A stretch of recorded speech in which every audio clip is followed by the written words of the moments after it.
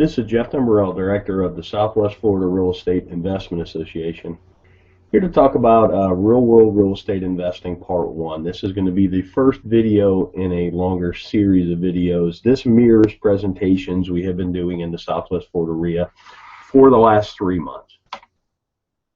Disclosure, we're sharing our own experiences and knowledge with you. Please do your own due diligence before utilizing anything here. This is not to be construed as investment advice, and you should seek competent counsel before trying this at home.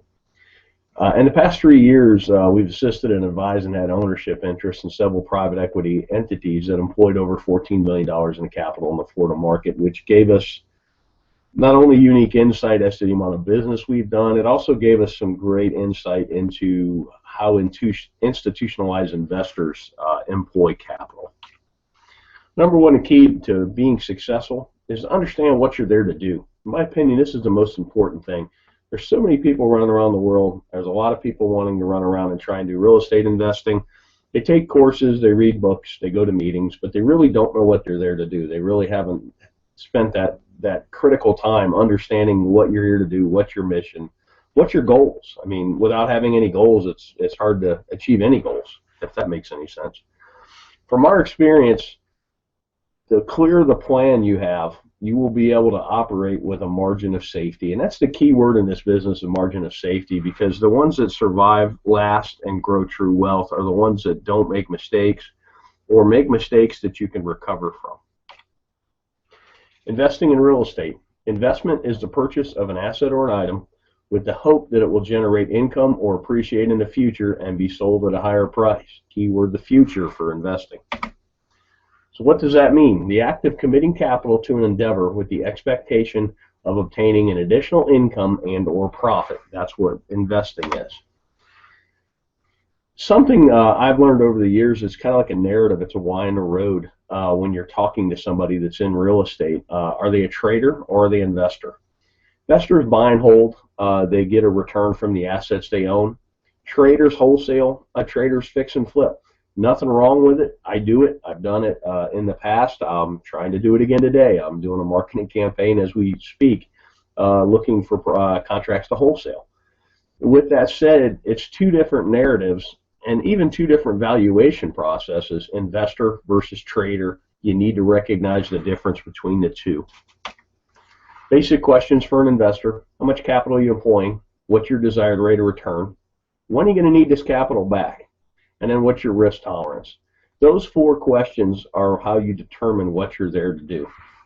Then we'll talk about capital. There's an opportunity cost of capital, and particularly when you're raising capital, which I've been part of some private equity raises, you really need to understand what other opportunities are out there for investors, because generally why would you buy a piece of real estate that pays you 2% a year with all the headaches associated with that, when you can, if you could at the same time own a CD at 5 with none of the headaches. Give you a chart on 10-year T-bills, talk about opportunity cost. You can really see the recession, the Lehman Brothers crash really killed yields, but it's killed yields no matter what. I mean, pretty much at the time I'm talking about this, yields for a 10-year T-bill are bouncing between 2.6 and 2.8%. That's a terrible yield, particularly with the amount of money they're printing. And you go back 10 years, and this is why investment real estate has become so popular, because it's one of the few places you can get a yield. Here's CD rates from 1984 on, and if you notice, about early 2000s, everybody got excited about real estate, and that's because the CD rates of return just continue to go down. So right now, my God, on a 1-year CD, you're getting not even 1%.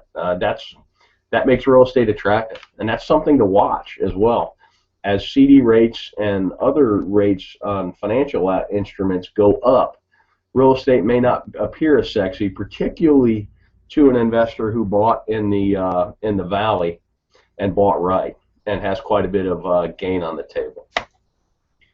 So opportunity costs in the real world. We already kind of talked about this. Most investors we know are looking for at least 6% a year. I know guys that are even looking for 15%, and that's a cash on cash, not an internal rate of return. That would be a whole nother video that could be a whole day's worth, understanding the difference between the two. But what here I'm talking about is a yearly cash on cash return.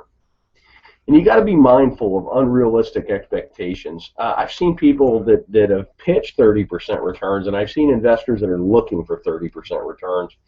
And it's really hard to do. There's a lot of randomness and a lot of happenstance, and you're going to lose a lot more than you're going to win when you're dialing up those kind of deals. Unrealistic returns can lead to bad decision making because you seem to be chasing the golden goose instead of chasing a stable investment that pays you to own it.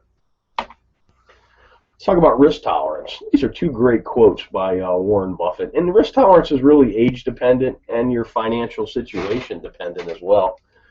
But here's a great quote. Look at the market fluctuations as your friend rather than your enemy. Profit from folly rather than participate in it. And that's most real estate investors. You're supposed to be a contrarian. I kind of put the world in, you're either a salmon or you're a lemming. You're either running with the crowd or you're running against the crowd. And here's another great one. The main danger is that the timid or beginning investor will enter the market at a time of extreme exuberance and then become disillusioned when the paper losses occur. The key is to not panic and do math-based risk assessments and then math-based evaluations and then sit down and decide what you're doing. You could have bought a home in Cape Coral, Florida at the height of the market at 320 and paid cash, held it all the way through the crash, and still got a better rate of return than CDs, and it's a terrible investment because your basis is so high. Or if you trade it out, you would literally be losing money. But it's sad but you actually would have outperformed the CD, and that's kind of a interesting thing. We did some case studies of people that had bought at the top and had they held and if they had mortgages, and I think that video is on our YouTube channel as well. Thanks for watching. You can always check out our website at swflreia.com. There should be a link at the bottom of this video. If you're on our website, put yourself on our mailing list. We send out a lot of foreclosure information. We send out our meeting notices, and we also from time to time send out information like this. I hope this information is useful to you, and make it a great day.